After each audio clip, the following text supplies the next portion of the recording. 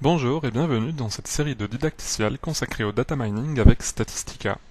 Aujourd'hui, pour la première partie de cette 8e session, nous allons aborder la question de l'échantillonnage, et en particulier la manière de construire des échantillons d'apprentissage, de test et de validation. Nous évoquerons également la question des tailles d'échantillons. Dans les précédentes sessions, nous avons travaillé sur des données de credit scoring que nous avions préalablement nettoyées. Les 3 prochaines sessions seront consacrées à l'échantillonnage et notamment à l'échantillonnage stratifié. Aujourd'hui, nous allons nous focaliser sur la répartition de nos données en échantillons d'apprentissage, de test et de validation. Nous tenterons de répondre à la question « Pourquoi échantillonner ?». Nous évoquerons également les méthodes d'échantillonnage proposées par Statistica et la question des tailles d'échantillons. Nous utilisons l'échantillon d'apprentissage pour créer les modèles de data mining. Ce sont ces données d'apprentissage qui sont utilisées par les outils de data mining pour construire les modèles prédictifs. Nous utilisons un échantillon de test lors de la phase de construction du modèle, pour mettre en évidence et extraire la structure des données dans leur ensemble. Cet échantillon de test permet en outre d'éviter que les modèles se contentent uniquement d'apprendre à partir des données d'apprentissage sans être en mesure de généraliser. L'échantillon de validation, quant à lui, n'est pas utilisé dans la phase de construction du modèle. Les données de validation servent à mesurer la performance du modèle. Si le modèle donne de bons résultats sur l'échantillon de validation, alors nous pouvons conclure que le modèle a permis d'identifier des relations significatives dans nos données. Lors de la création des modèles, l'échantillon de validation n'est jamais utilisé lors de la phase de modélisation, puisqu'il joue simplement un rôle d'arbitre.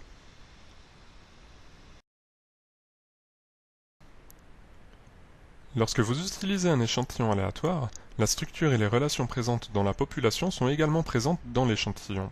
Par conséquent, construire des modèles sur un échantillon permet de gagner en efficacité, notamment en diminuant le temps de traitement, tout en offrant la possibilité de valider le modèle, ce qui constitue une protection contre le surapprentissage. En effet, un modèle surajusté va très bien ajuster les données d'apprentissage, mais ne parviendra pas à restituer convenablement les véritables relations, et n'aura donc pas un très bon pouvoir de généralisation à l'ensemble de la population. L'outil d'échantillonnage aléatoire permet de créer un jeu de données fonctionnel et exploitable. En effet, si le jeu de données initial contient plusieurs centaines de milliers voire plusieurs millions d'enregistrements, l'outil d'échantillonnage aléatoire va permettre de créer un échantillon en spécifiant soit la taille approximative de l'échantillon, soit un pourcentage de l'ensemble des données. Vous pouvez tirer un échantillon aléatoire simple, avec ou sans remise.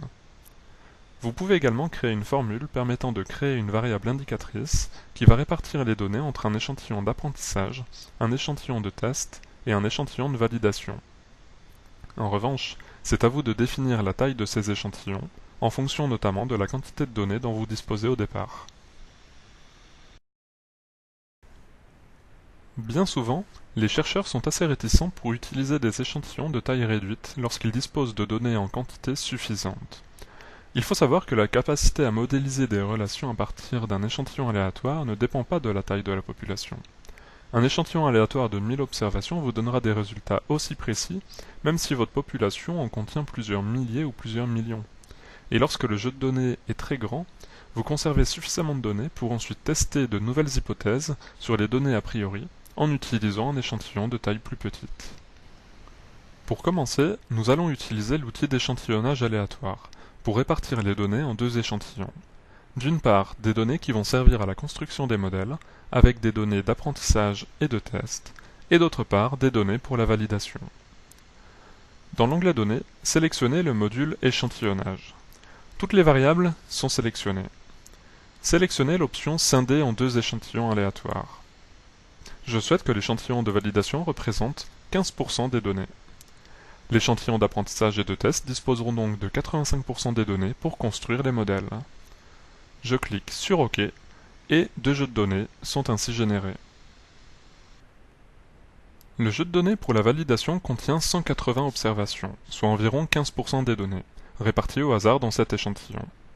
Une fois que les modèles seront construits et testés, nous pourrons déployer ces modèles sur cet échantillon de validation, et ensuite nous pouvons évaluer dans quelle mesure les modèles peuvent être généralisés. Les 85% de données restantes se trouvent dans une autre feuille de données comportant ici 820 observations. Ces données seront divisées en un échantillon d'apprentissage et un échantillon de test et utilisées pour la modélisation.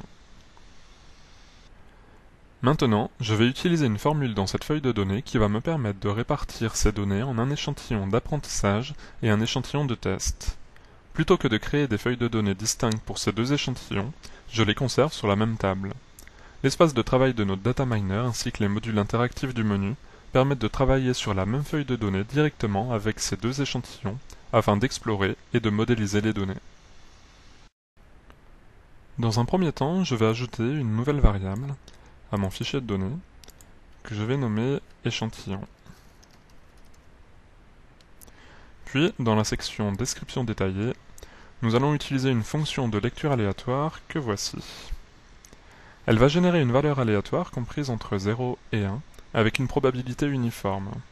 Une instruction if nous permet d'utiliser ces probabilités uniformes pour affecter les observations aux échantillons d'apprentissage et de test. Si la valeur aléatoire produite est inférieure à 0,8, l'observation sera affectée à l'échantillon d'apprentissage, sinon elle sera affectée à l'ensemble de tests. Et je peux utiliser un histogramme pour visualiser cette répartition.